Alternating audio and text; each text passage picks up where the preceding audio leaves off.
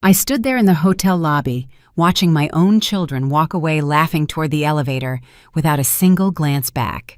Monica, my daughter-in-law, had said something about finally being free of the burden, and they had all laughed. They didn't know I had heard every word. They didn't know I had paid for every cent of that reservation with the money I saved for 8 months, selling my pies on Sundays in the town square, and stashing coin after coin in a cookie tin I hid behind the canned beans.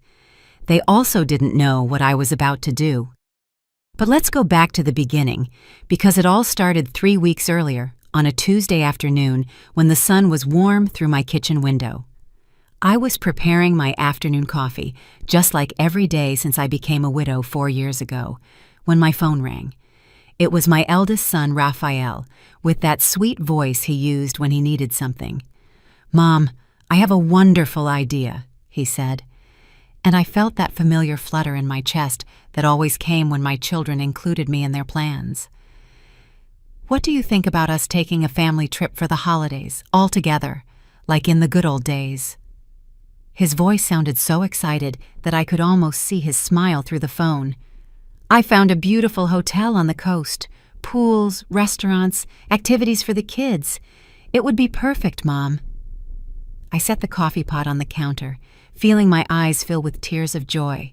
It had been so long since I felt included, since I had been invited to anything more than a family dinner where I sat quietly while they talked about their jobs, their trips, their plans. I was always the one who served, who cleared the dishes, who stayed in the kitchen while everyone else went into the living room. "That sounds wonderful, son," I replied, trying to keep my voice from cracking. "When would it be?" "The first week of January. 7 days, Mom. Imagine all of us, me, Monica, Diego, and Anna, the grandkids, and you, of course, like one big, happy family." He paused and then added, "There's just one small detail, Mom. The hotel requires a single person to make the reservation. Could you take care of it? We'll transfer you the money afterward." Of course, it was always like this. I was the one who put my name on the line, who made the guarantee, who handled the paperwork while they had all the fun. But this time, I didn't mind. It was a chance to do something special for my family, to show them how much I loved them. "Of course, son, you can count on me." That same afternoon, I called the hotel. The receptionist had a kind, professional voice. "Golden Palms Hotel, how can I help you?" "I'd like to make a reservation for 12 people, I said, feeling my heart race. I had never organized anything so big before. "Perfect, ma'am. For what dates?" "From January 2nd to the 9th. I heard the clicking of her keyboard. "All right. That would be 5 family suites, all inclusive, with access to all activities. The total would be $4,200. I stopped breathing. $4,200. My pension was $800 a month. I had saved $800 selling pies for 8 months. I didn't have enough. "Ma'am, are you there?" Yes, I'm sorry. Can I confirm the reservation and pay later?" "We need a 50% deposit to confirm, ma'am. $2,100. I couldn't sleep that night. I sat in my rocking chair, calculating and recalculating. I had $50 in cash, some savings I had set aside for emergencies, and my wedding ring. The ring my husband had given me 42 years ago, with a small diamond that sparkled when the light hit it. The next day, I went to the downtown jewelry store. Mr. Jenkins, the owner, was an older man who knew my whole family. "Estella, how are you?" "I'm doing well, Mr. Jenkins. I came to ask what you'd give me for this ring." He examined it with his loupe, turning it between his wrinkled fingers. "It's a nice piece, Estella. I can give you $800. I felt as if I had been punched in the stomach. $800 for 42 years of marriage. But I thought about Raphael's smile, about the chance to have my whole family together and happy. It's a deal. With the money from the ring and my savings, I called the hotel that same afternoon and paid the deposit. The reservation was confirmed in my name, with my credit card as a guarantee, 5 family suites, 12 people, 7 days, all inclusive. Over the next few weeks, every time I spoke with Raphael or Diego, they asked me about the trip details but never mentioned the money. "We'll talk about that later," they would say. "The important thing is that we're all together." I continued to sell pies on Sundays, doing sewing jobs for my neighbors, saving every dollar I could to cover the final payment.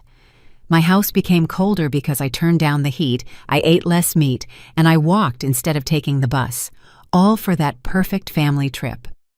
3 days before the trip, Raphael called me excitedly.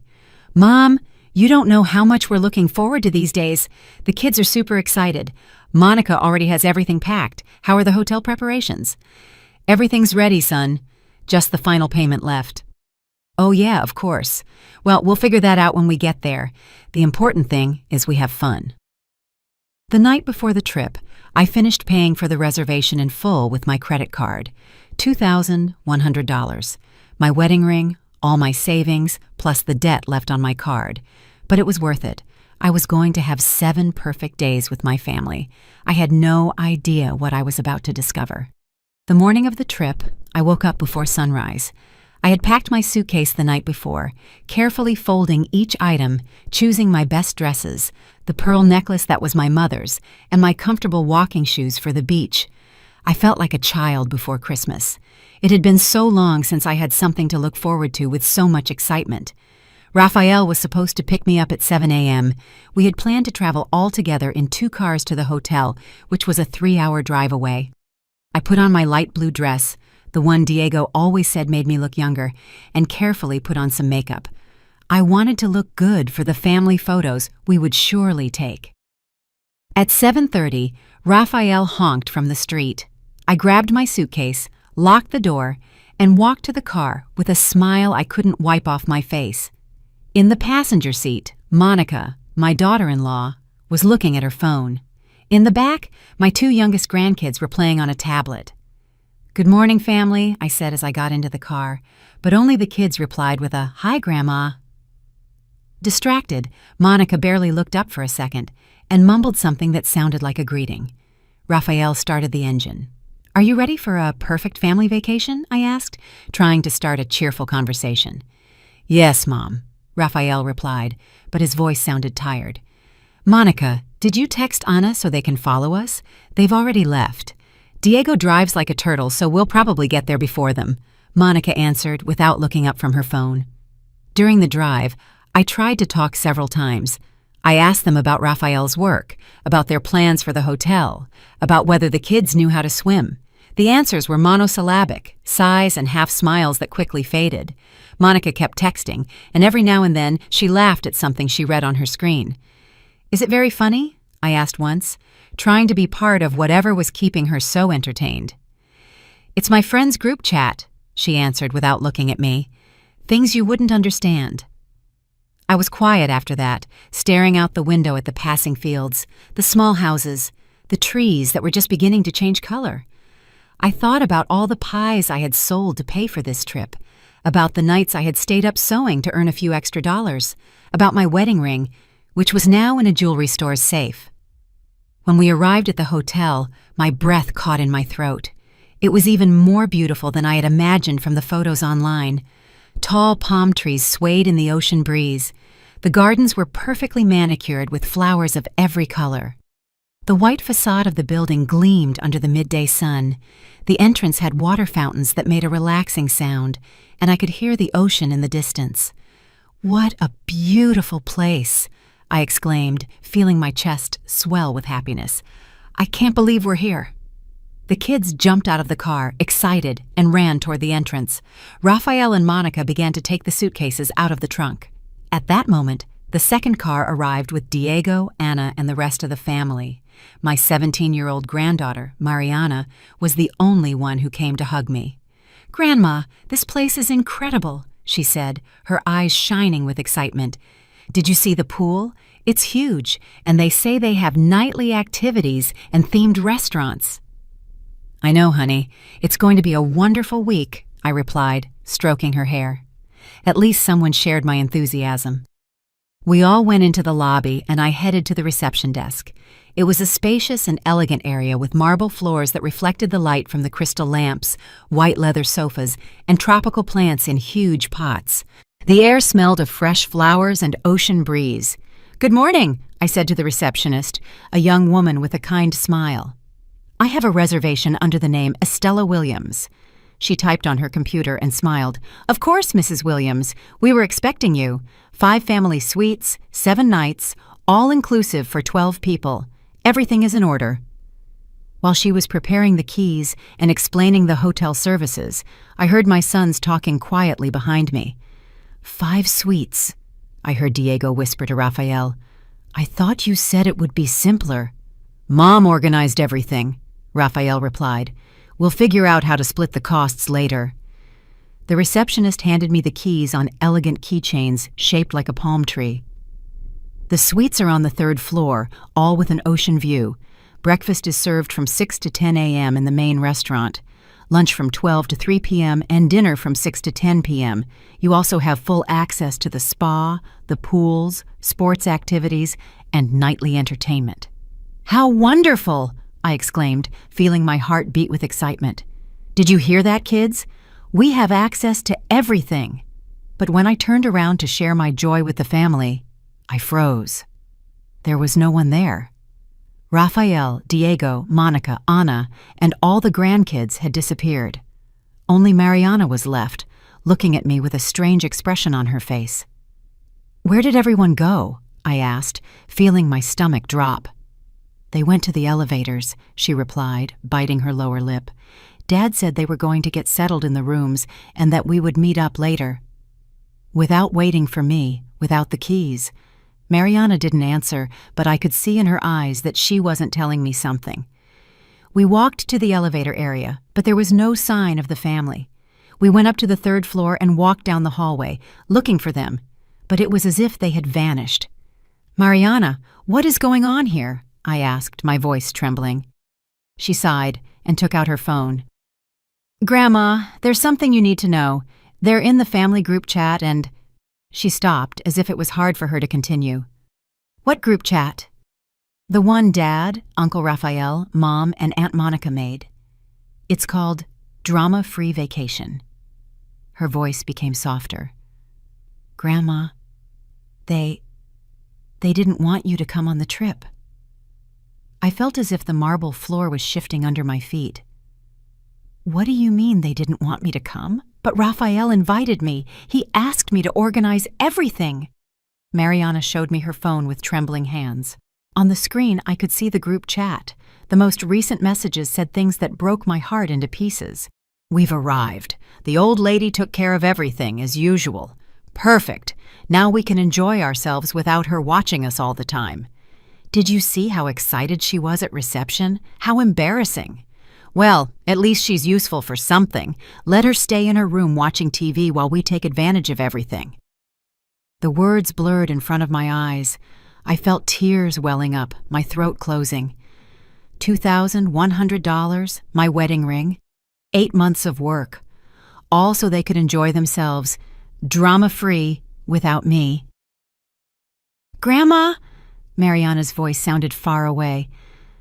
"Grandma? Are you okay?" No, I wasn't okay, but I wasn't defeated either. I stood there in the hotel hallway with the 5 keys hanging from my trembling fingers while Mariana looked at me with tear-filled eyes. The messages from the group chat kept coming on her phone, each one like a dagger to my heart. "I hope she doesn't get all pushy about family dinners. Don't worry, Monica. If she gets too annoying, we'll just tell her she looks tired and that she should go rest. The important thing is that the kids have fun. She can do her own thing." I closed my eyes and took a deep breath. The hallway smelled of cleanliness and fresh flowers, but all I could taste was the bitter flavor of humiliation in my mouth. For 40 years, I had raised those children. I had sacrificed my dreams for theirs. I had sold my wedding ring to give them this perfect vacation, and this was how they repaid me. "Mariana," I said with a voice I didn't recognize, "how long has that group chat existed?" She looked at her phone, scrolling up to see older messages. Since Uncle Rafael suggested the trip, Grandma. Look, here it says he created it the same day he called you." My granddaughter showed me the screen. There it was, clear as day. Group created on December 12th by Raphael Carter. The same day my son had called me with his sweet voice to invite me on the family trip of my dreams. I continued to read the older messages, each one worse than the last. I already talked to Mom. She fell for the whole story. She's sure she'll be able to organize it. You know how she is with technology. It doesn't matter. If she messes up, we'll fix it. The important thing is, she pays. Great. A free vacation with no family drama. Just so we're clear, no all-together activities, everyone for themselves. The words became blurry from the tears I could no longer hold back. But there was something else, more recent messages that made me understand the magnitude of their betrayal. Did you confirm that the hotel allows changes to the reservation? Yeah. Diego asked at reception. Since it's under Mom's name, she can make changes. Perfect. Tomorrow we'll convince her to transfer the rooms to our names just in case. And on the last day, we'll tell her there was a billing error and that the hotel needs someone else to take care of the payment. There it was. Not only had they planned to ignore me during the trip, but they also intended to leave me with the entire debt at the end. They had used me to organize and pay for their perfect vacation, and then they planned to abandon me with the bill. Grandma, Mariana gently touched my arm. What are you going to do? That question echoed in my mind. What was I going to do? The old Estella would have cried in silence, swallowed the humiliation, and pretended she hadn't seen anything. She would have spent the 7 days locked in her room, ordering room service so as not to bother the family in the restaurants, watching TV while they enjoyed the pool, the spa, and the nightly activities that I had paid for. But something had changed inside me. Maybe it was seeing my wedding ring disappear into the jeweler's hands. Or maybe it was those 8 months of waking up before sunrise to make pies and sell them in the town square. Maybe it was the realization that my own children saw me as a walking wallet, useful for paying and organizing, but a nuisance to include. I don't know yet, honey, I replied to Mariana, wiping my tears with the back of my hand. But I'm not going to stand here and cry. We walked to my suite. It was beautiful, with a king-size bed covered in pristine white sheets, a balcony with a direct ocean view, and a marble bathroom with a deep tub, everything I had dreamed of for months while saving every cent. But now it felt empty, like a stage set for a play where I was just the financier, not the star. I sat on the bed, and Mariana stood by the window, looking out at the beach where I could already see some family members. Raphael and Diego were in the pool with their kids.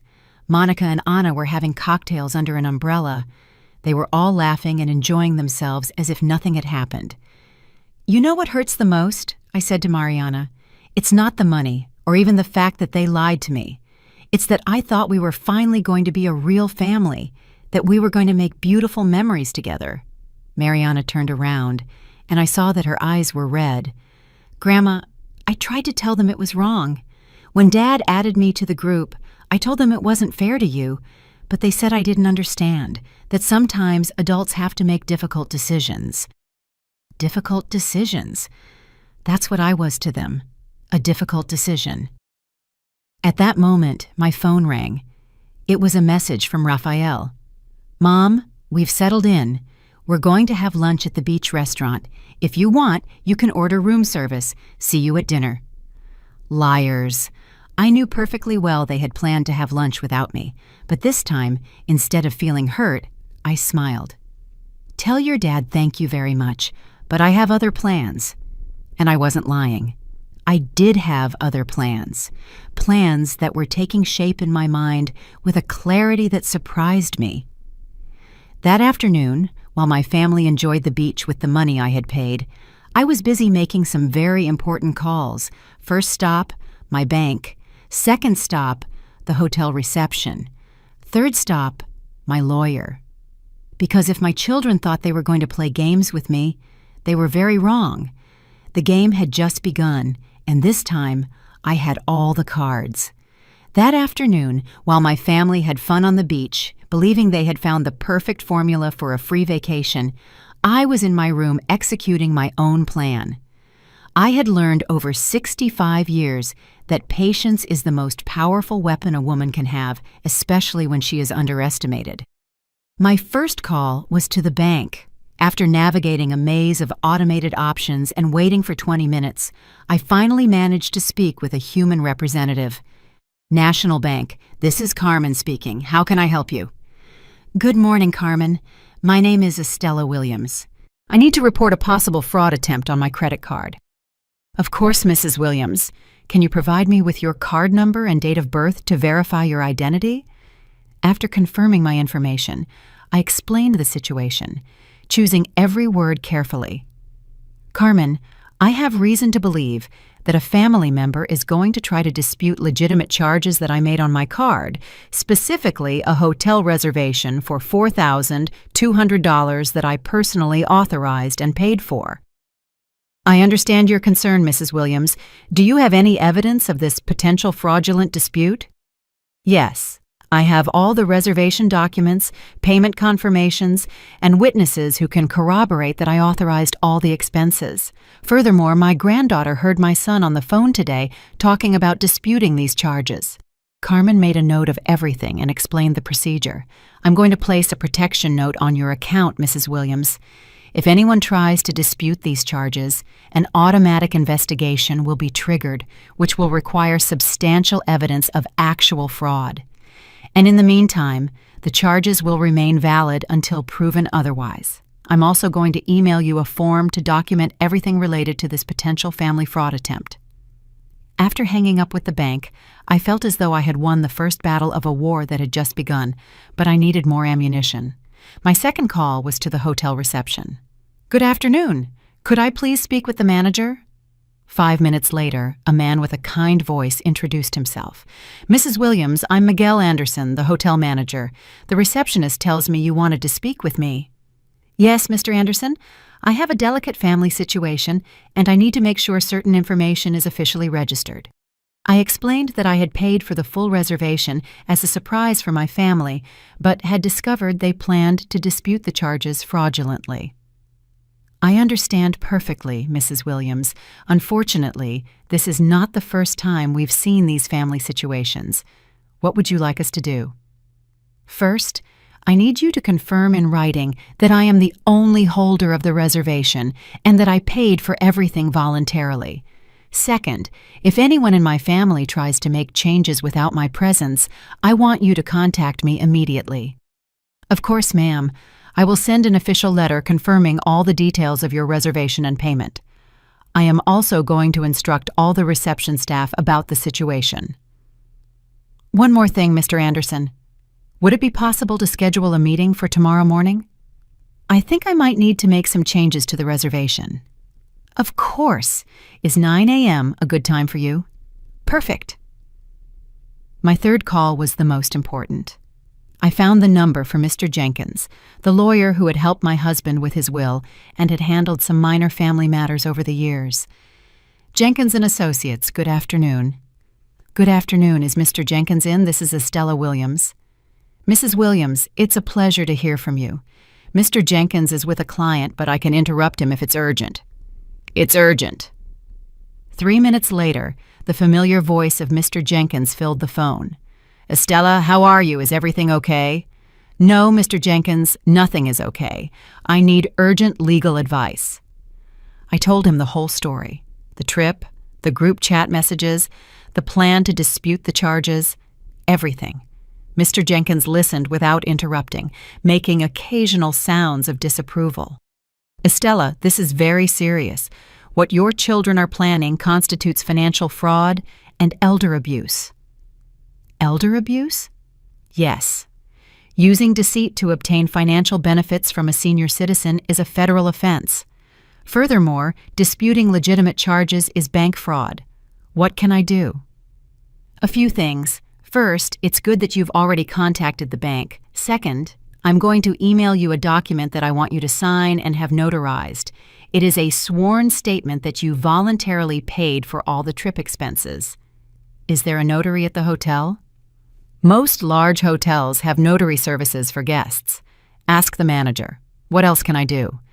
Estella, I have to ask you something important. Do you want to take legal action against your children? The question hit me like a punch to the stomach. Legal action against Raphael and Diego, the children I had raised, who I had cared for when they were sick, for whom I had sacrificed so much. I don't know, Mr. Jenkins. I just want them to stop. I understand, but I want you to know that you have options. You can sue them for fraud, you can change your will, you can take steps to protect your assets. Think about it. After hanging up with Mr. Jenkins, I sat in silence for several minutes. The sun was beginning to set, painting my room in golden colors. I could hear the happy voices of my family returning from the beach, laughing, talking about their plans for dinner. At 6:30, someone knocked on my door. It was Raphael. "Hey, Mom, how was your afternoon?" "Very productive, son." "Productive? What did you do?" "Important calls. Paperwork, adult stuff." I saw his smile become a little forced. "Mom, speaking of paperwork, Diego and I were thinking that maybe it would be easier if we handled some of the hotel details, so you don't have to worry about anything." There it was, the first official move of their plan. "What kind of details?" "Well, the keys to the other rooms, for example, just in case there's an emergency and we need access." "What kind of emergency would require you to have access to rooms that aren't yours?" Raphael seemed taken aback by the direct question. "I don't know, Mom. We just thought it would be more practical." "Raphael," I said in the calmest voice I could muster, "I'm 65 years old, not 95. I can handle the keys to the rooms just fine." "Of course, Mom. I didn't mean you couldn't. I just thought that—" "What did you think exactly?" I watched him get nervous, searching for the right words to manipulate the situation without sounding too obvious. "Nothing, Mom. Forget it." "Are you coming to dinner?" "Of course. It's my money paying for that dinner, isn't it?" The question caught him by surprise. "Your money? Whose money else would it be, Raphael?" "No, of course, you're right. We'll split everything at the end of the trip like we talked about." "When did we talk about that exactly? Did we ever agree that this would be a shared expense?" "Mom, I don't understand why you're asking these questions." I got up and walked to the door. "Let's go to dinner, son. I'm hungry." As we walked to the elevator, I could feel his confusion. His plan required me to be predictable, manageable, to act as I always had. But I was no longer the same woman who had arrived at the hotel 2 days ago. During dinner, I watched my family with new eyes. I saw how each of them enjoyed the food I had paid for, the expensive drinks they ordered without a second thought, the multiple desserts they got on a whim. I saw how they talked about their plans for the next day as if I weren't there, as if my presence were optional. But I also saw something else. I saw Mariana watching me with worried eyes, understanding that something had changed in me. I saw my younger grandkids genuinely enjoying the trip, knowing nothing about the adults' betrayals. And I realized something important. Not everyone at that table had betrayed me. That night, after everyone had gone to their rooms, Mariana came to see me as we had agreed. "Grandma, what is going on? Dad seemed really weird during dinner." "He seemed weird because his plan isn't working out as he expected." I told her about my calls that day, about the measures I had taken to protect myself, about the meeting I had scheduled with the hotel manager in the morning. "Are you going to cancel the trip?" she asked, her eyes wide. "No, honey, I'm going to do something much better." "What?" I smiled, and for the first time in days, it was a genuine, not a forced smile. "I'm going to give them exactly what they deserve." At 5 a.m., I was already awake. Not because I had set an alarm, but because my body had developed the habit of waking up early during those months of selling pies. But this time, instead of feeling the familiar weight of exhaustion and obligation, I felt a strange sense of energy I hadn't felt in years. Today was the day everything would change. I took a shower calmly, put on my best outfit, the navy blue suit I had bought for my husband's funeral, but had never had an opportunity to wear on an important occasion, and went down to the restaurant. It was 6:30, and the place was almost empty. Perfect. I needed quiet to review my notes one more time. As I sipped my coffee and looked over the documents Mr. Jenkins had emailed me early in the morning, I saw Miguel Anderson, the hotel manager, come in. He was a man in his 40s, elegant, with that warm professionalism that characterizes people who truly understand service. "Mrs. Williams, good morning. Did you sleep well?" "Very well, thank you. Could we move our meeting up? There are a few things I would like to discuss before my family wakes up." "Of course.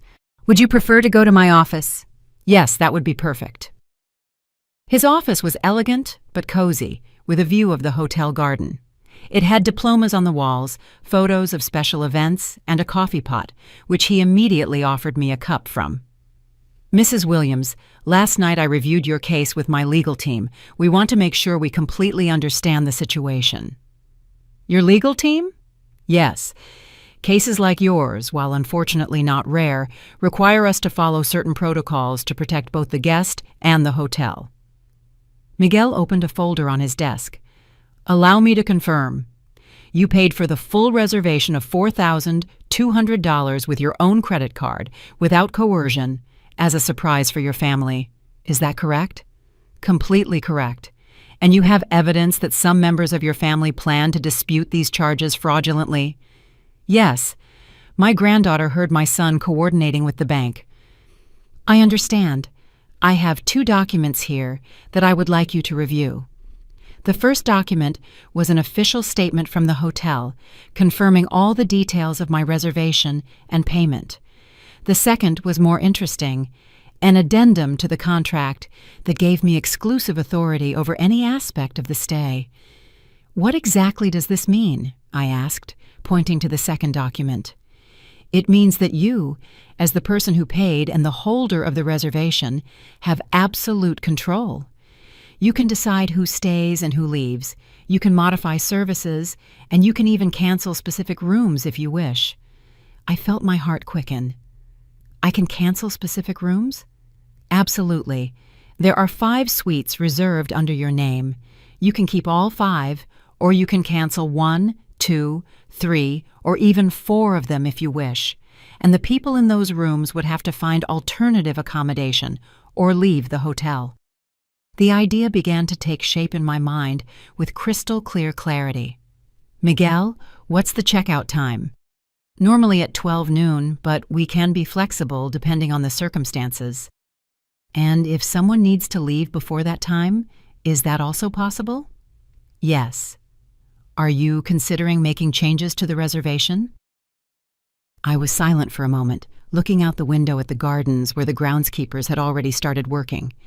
It was early, but the day promised to be beautiful, sunny, and perfect for the beach, the kind of day my family had planned to enjoy entirely at my expense. "Miguel, I want to make some changes, but I need them to be executed exactly as I'm about to explain." "Of course, I'm all ears." "I want to cancel 4 of the 5 suites." Miguel raised his eyebrows slightly but maintained his professional expression. "Which ones specifically?" I took out my notebook where I had written down the room numbers. "Suites 301, 302, 304, and 305. I want to keep only 303, which is mine." "Understood. And when do you want these cancellations to be effective?" "Today, but not immediately. First, I want you to block access to those rooms at 10 a.m. Their key cards will stop working. And then at 11 a.m., I want hotel staff to go to those suites to inform the guests that they must vacate the rooms before noon due to changes in the reservation." Miguel took notes as I spoke, not judging and completely professional. "Are there any specific instructions I should give to the staff?" "Yes, they should explain that the reservation holder, which is me, decided to modify the stay, that it is not the hotel's fault, but a personal decision of the person who paid for the reservation, and if they ask where they can find me to speak with me, you can tell them that I'm available in Suite 303, but only if they come to speak civilly. If there are shouts, threats, or disrespect toward the hotel staff, you have instructions to contact security." Miguel finished writing and looked at me with a mix of admiration and curiosity. "Mrs. Williams, may I ask what led you to this decision?" "Miguel, do you have a family?" "Yes, a wife and 2 young children." "Do you love them?" "Of course." "Would you do anything for them?" "Without a doubt." And what if they betrayed you? What if you found out they were using you, that they were embarrassed by you, that they planned to scam you? Miguel was silent for a moment. I think I understand. For 40 years, I raised my children. I fed them, clothed them, and cared for them when they were sick. I worked to give them an education. I sacrificed my dreams for theirs. And now, when I thought we could finally enjoy some time together as a family, I discover that they see me as a useful nuisance for paying bills. I'm so sorry, Mrs. Williams. Don't apologize, Miguel. This isn't sadness. This is liberation. I signed all the necessary documents, including the sworn statement that Mr. Jenkins had prepared. Miguel called a notary from the hotel who arrived in 10 minutes to make everything official. One last thing, I said to Miguel when we finished. Could you please have a cab ready for 12:30? For how many people? Just for 2, my granddaughter, Mariana, and me. Are you going to the airport? No, we're going to another hotel, one where we can truly enjoy a vacation. Miguel smiled for the first time during our meeting. It will be my pleasure to help you with that too. When I returned to my room, it was 8:30. My family was surely awake, planning another perfect day without including me, but this time things would be different. I sat on the balcony with a cup of fresh coffee that I had ordered from room service and waited. At 9 o'clock, I would receive the first message from Mariana with the conversations from the secret group chat.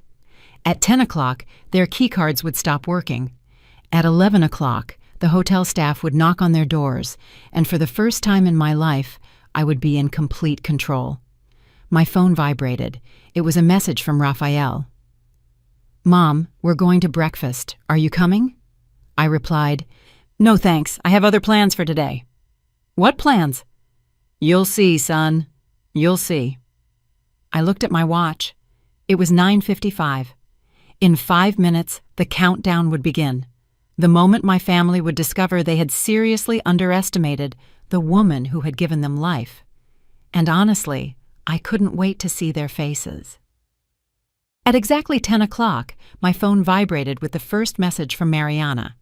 It was a screenshot of the secret group chat sent just a few minutes earlier. Perfect plan for today. Beach all morning, spa in the afternoon. The old lady will surely stay in her room like yesterday.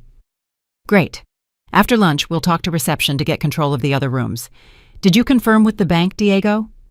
Yes. The dispute process should be ready this afternoon. By tomorrow, we won't have to worry about the expenses anymore. Each message was another confirmation that I had made the right decision. There was no doubt, no guilt, no room for regret. They had chosen this path. At 10:30, another message from Mariana. Grandma, they're all at the pool. Dad just said that after lunch he's going to reception to sort out the rooms. I also heard Aunt Monica say that today is the last day they have to pretend everything is fine. The last day they had to pretend, as if being with me was an unbearable performance that was finally coming to an end. I poured myself another cup of coffee and sat comfortably in the armchair by the balcony. From there, I could see the pool where my family was enjoying themselves. Raphael and Diego were in the water with some of the grandkids. Monica and Anna were having cocktails under an umbrella, all laughing, relaxed, happy, making the most of the vacation I had paid for, while they planned to betray me. At 10:55, my phone rang. It was Miguel. Mrs. Williams, the system is ready. In 2 minutes, the key cards for suites 301, 302, 304, and 305 will be deactivated. Perfect, Miguel. Is your staff ready for what's to come? Completely. We have the security team on standby, and we've already briefed the housekeepers on how to handle the situation with diplomacy, but firmness. Excellent. I'll see you in 1 hour. I looked at my watch. 9:58, 9:59, 10 o'clock. At that very moment, my family's key cards had just become useless pieces of plastic. They wouldn't be able to get into their rooms, access their belongings, or change their clothes, or take a shower after the pool. I waited. It didn't take long. At 10:07, I saw Anna get up from her chair by the pool and walk toward the elevators. She was probably going to get something from her room. At 10:11, my phone vibrated with an urgent message from Mariana. "Grandma, Mom is yelling at reception. She says her keycard isn't working." 3 minutes later, another message. "Now they're all there. Dad is very upset. The receptionist is explaining something to them, but I can't hear well from here." At 10:20, Raphael called me. His voice was tense, controlled, but I could hear the panic underneath. "Mom, there's a problem with the rooms. The keycards aren't working. Could you come down to reception to help us fix it?" "What kind of problem?" "We don't know. The receptionist says there's a change in the reservation, but that's impossible because no one has changed anything." "How strange," I replied with the most innocent voice I could muster. "Are you sure you haven't changed anything?" "Of course not, Mom. Could you come? We need to sort this out quickly because the kids want to go back to the rooms." "I'm a little busy right now, son, but don't worry. I'm sure it will be sorted out soon." "Busy with what?" "Important things." I hung up before he could respond. At 10:45, Mariana sent me another message. "Grandma, the hotel manager is talking to Dad and Uncle Raphael. They look very worried. Aunt Monica is arguing with a receptionist." At 10:58, my phone rang again. This time, it was Diego. "Mom, we need you to come to reception now. There's a very serious misunderstanding, and only you can fix it." "What kind of misunderstanding?" "The hotel says you canceled our rooms. That's ridiculous, right? Tell them it's a mistake." "Why would it be ridiculous, Diego?" "What do you mean, why? Because there's no reason for you to cancel our rooms." "There isn't?" There was a long silence on the other end of the line. "Mom, what's going on?" "I'm sure Miguel explained it to you very well." "Miguel? You know the manager?" "Of course. We had a very productive meeting this morning." Another silence. When Diego spoke again, his voice had changed completely. "Mom, you canceled our rooms." "Yes." "Why?" "Because I can." And I hung up. At exactly 11 o'clock from my balcony, I saw the hotel staff walking toward the pool area. There were 3 of them: Miguel, a woman who seemed to be from guest services, and a security guard in plain clothes.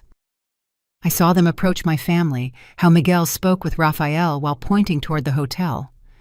I saw the expressions of shock, confusion, and then anger on my children's and daughters-in-law's faces. I saw how the grandkids, not understanding what was happening, went up to their parents looking for explanations. At 11:05, someone knocked on my door forcefully. It wasn't the polite knock of a social visit. It was hard, urgent, desperate knocking. I opened the door, and there they were, all 4 of them, Raphael, Diego, Monica, and Anna. Their faces were a collage of emotions: fury, confusion, panic, disbelief. Behind them in the hallway, I could see some of my grandkids waiting with their beach bags in their hands. "Can you tell me what the hell is going on?" Monica yelled before I could say a word. "Good morning to you too," I replied calmly, stepping aside so they could come in. "Don't give me that attitude, Estella," Monica continued. "The hotel says you canceled our rooms. It's ridiculous." "Why is it ridiculous?" "Because we're your family." "That's what I thought." Raphael stepped forward, trying to use his most conciliatory voice. "Mom, there's clearly a misunderstanding. Let's go down to reception and clear all of this up." "There is no misunderstanding, Raphael. I canceled your rooms because you are no longer welcome on my trip." "Your trip?" Anna looked genuinely confused. "I thought it was a family trip." "I thought so too, until I discovered that you don't consider me family." Diego frowned. "What are you talking about?" I took out my phone and showed them the screenshots of the secret group chat that Mariana had sent me. I watched their faces fall as they read their own messages. "This..." Raphael tried to find the words. "This isn't what it looks like." "It's not?" "Then explain to me what free vacation with no family drama means, Raphael." The silence in the room was deafening. The 4 of them looked at each other, searching for an explanation, an excuse, a way out of the hole they had dug for themselves. "Mom," Diego finally spoke, "I understand you're upset, but you can't leave us without rooms. We have small children." The same children you were going to keep away from me by hiring a nanny? And what about the bank, Diego? Have you already started the dispute of the charges?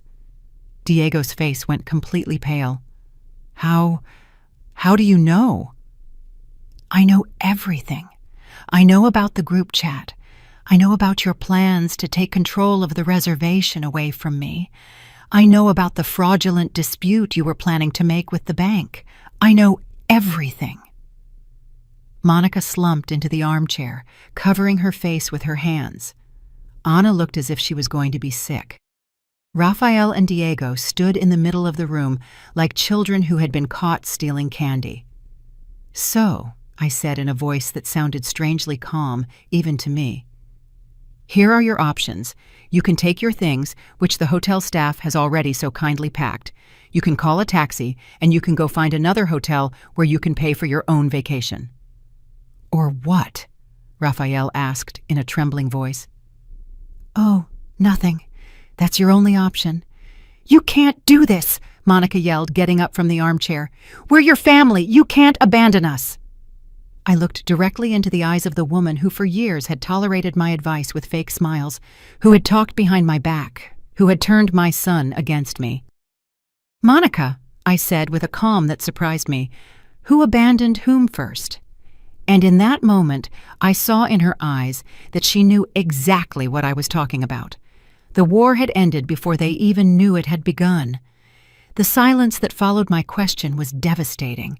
I could hear the air conditioner running, the distant voices of other guests in the hallway, the gentle sound of the waves reaching the beach.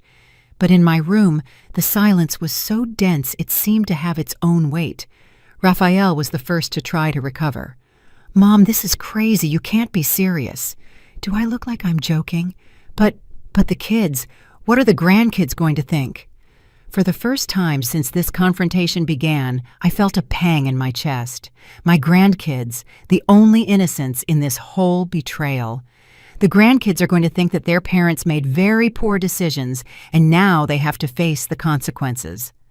You're destroying this family, Anna cried, tears streaming down her cheeks. No, Anna, this family destroyed itself when you decided that I was an obstacle instead of a valuable member. Diego came toward me with his hands out in a pleading gesture. Mom, please. I know we made mistakes, but we can fix it. We can talk now. You want to talk after months of planning this deception? It wasn't months, Rafael murmured. No? The group chat was created the same day you invited me on the trip, Rafael. The same day. I watched him collapse internally. There was no way to deny the evidence anymore. Okay, Monica said, standing up with an expression of fury she no longer tried to hide. You want to be the martyr? You want to have your dramatic moment? Fine, but don't expect us to come running back when you feel lonely again. Her words were designed to hurt me, to make me reconsider, to trigger that part of me that had always been afraid of being alone. Monica, I said, walking to the door and opening it. I would rather be alone than be accompanied by people who despise me. We don't despise you, Diego exclaimed. No? Then explain to me what getting rid of the burden and the last day we have to pretend everything is fine means. Diego opened his mouth to reply, but no sound came out. At that moment, Mariana appeared in the doorway. She had been waiting in the hallway with the other grandkids, but she looked clearly distressed. What's going on? She asked in a small voice. The kids don't understand why we have to leave. My heart broke a little more. This girl, my granddaughter, who had shown me the messages, who had been my ally in this discovery, now she would have to leave too. Mariana, I said softly, come here. She came closer, and I took her hands. Honey, your parents and I have very serious differences. They are going to have to leave the hotel. But why, Grandma? I looked at Diego, her father, wondering if he would finally have the courage to tell his own daughter the truth. Why? Diego said in a broken voice. Dad made some very big mistakes. Mariana looked at her father. Then she looked at me, and in her eyes, I saw a comprehension that went beyond her 17 years. Does it have to do with the group chat? Everyone froze. Anna turned to her daughter with a panicked expression. What do you know about that? I know everything, Mom. I know what you've been saying about Grandma. I know you never wanted her to come on the trip. I know you only used her so she would pay for everything. The silence that followed was different. It was no longer tense with denial. It was heavy with the shame of recognition.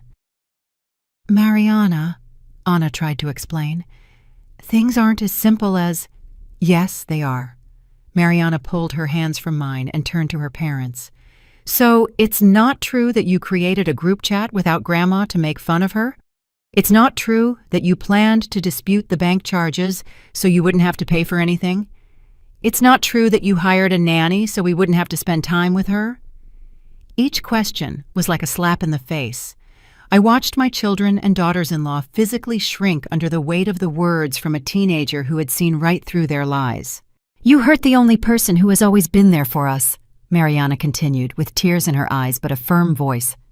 Grandma sold her wedding ring to pay for this trip. Did you know that? She sold Grandpa's ring? Raphael slumped into a chair as if his legs could no longer support him. You sold your ring? Diego looked sick. We didn't know, Raphael said, because you never asked. You assumed I had infinite money for your whims.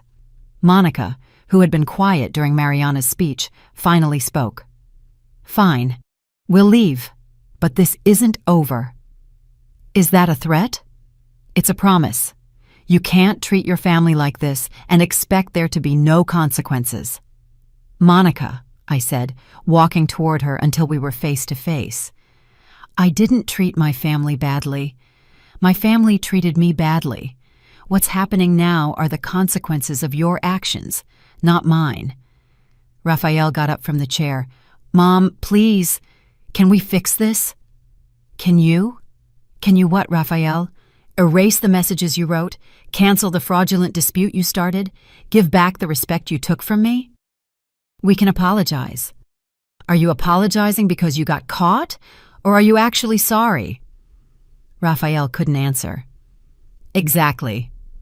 At that moment, Miguel gently knocked on the open door. Excuse the interruption, Mrs. Williams. The taxi is ready for the family. He looked toward my children. Your belongings are in the lobby. The hotel can help you find alternative accommodation if you need it. Thank you, Miguel. Taxi? Anna asked. Are you leaving too? Yes. Mariana and I are going to another hotel where we can truly enjoy the vacation I deserve. Mariana is going with you? Diego looked genuinely surprised. I looked at my granddaughter, who nodded firmly. Mariana is the only person in this family who treated me with respect and honesty. She's the only one who deserves to share this vacation with me. You can't take our daughter? Anna yelled. I'm not taking her. She's choosing to come with me. Mariana, Diego spoke directly to his daughter. You can't do this. We're your family. Dad, Mariana looked at him with an expression that mixed love and disappointment. Grandma is also our family, and you betrayed her. I can't be a part of that. It's only for a few days, I added.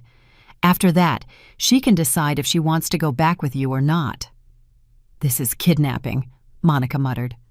No, I said firmly. This is justice.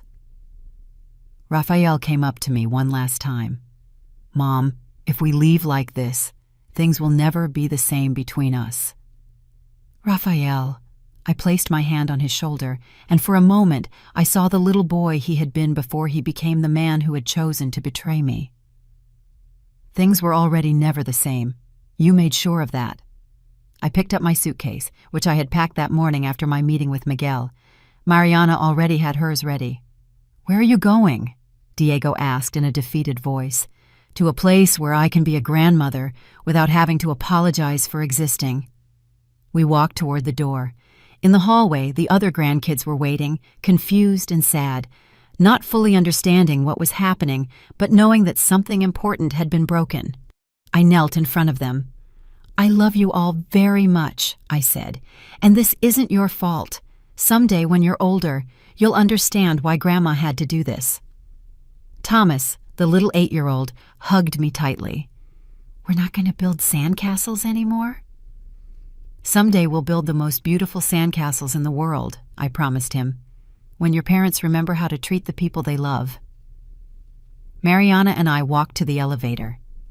As the doors closed, I could see my family in the hallway, my sons defeated, my daughters-in-law furious, my grandkids confused.